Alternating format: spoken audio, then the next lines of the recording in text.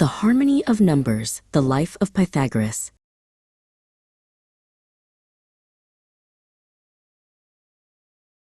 Long ago, around 570 BCE, a child named Pythagoras was born on the beautiful Greek island of Samos.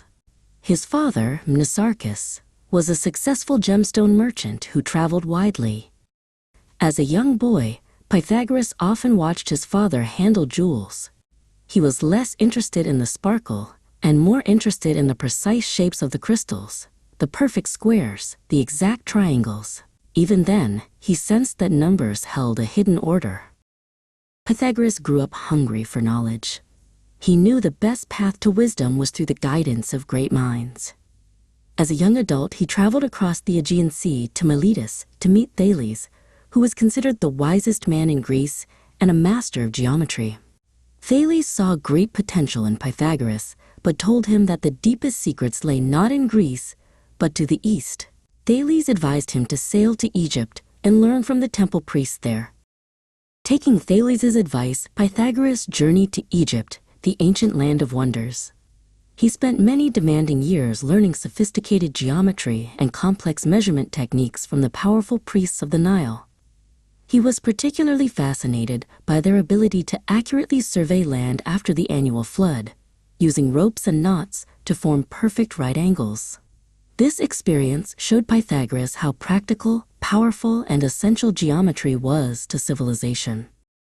Pythagoras' quest did not stop in Egypt. Around 525 BCE, he was captured during a conflict and taken to Babylon. This forced migration became a 12-year opportunity for intensive study. Among the Chaldean priests and scholars, he mastered advanced astronomy, complex number theory, and the observation of celestial movements.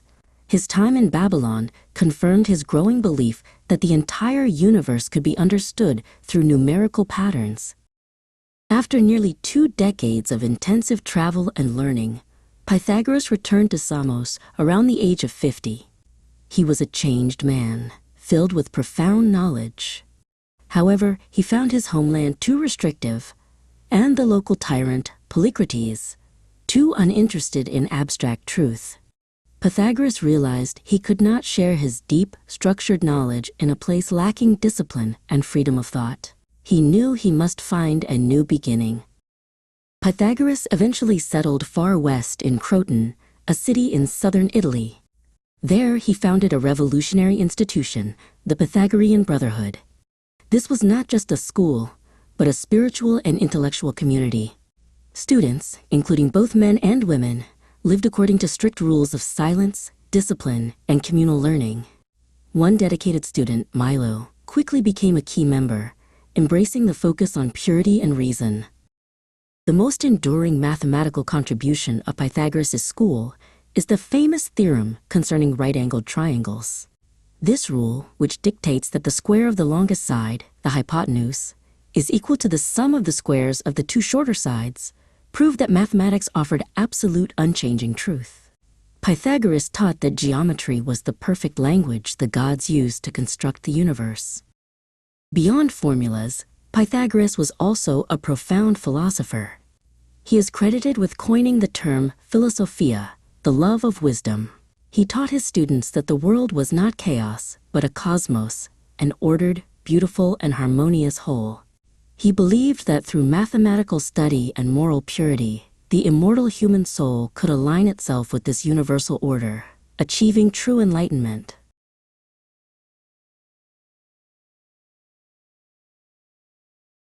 Perhaps Pythagoras' most surprising contribution was to music.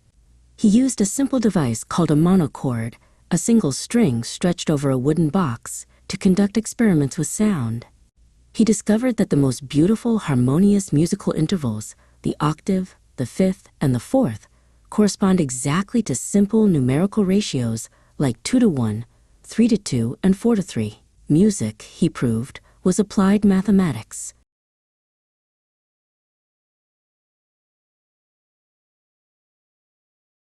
Pythagoras synthesized his entire worldview, mathematics, philosophy, and music, into a sacred symbol called the tetractys.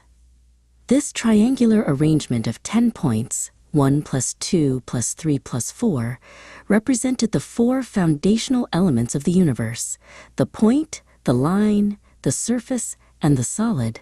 The Tetractys was the solemn oath sworn by all members of the Brotherhood, reminding them that the number 10 contained the secret to everything.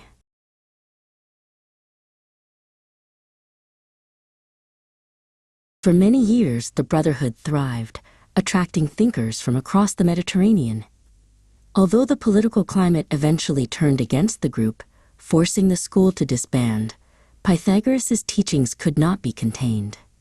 His rational approach to the universe and his structured ideas on geometry profoundly influenced later titans like Plato, establishing the foundations of Western scientific thought for centuries to come.